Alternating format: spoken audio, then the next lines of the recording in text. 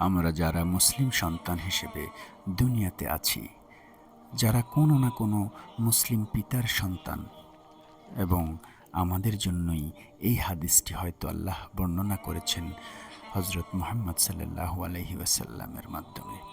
হাসরের ময়দানে একজন পিতাকে জান্নাতুল ফেরদৌসে অর্থাৎ জান্নাতের সর্বোচ্চ স্থানে সম্মানিত করা হবে।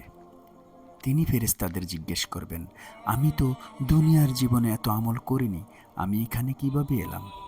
ফেরেশতারা উত্তর দেবেন, দুনিয়াতে আপনার সন্তানের দোয়ার জন্য আল্লাহ তাআলা আপনাকে ক্ষমা করেছেন এবং জান্নাতুল ফেরদাউসে সম্মানিত করেছেন।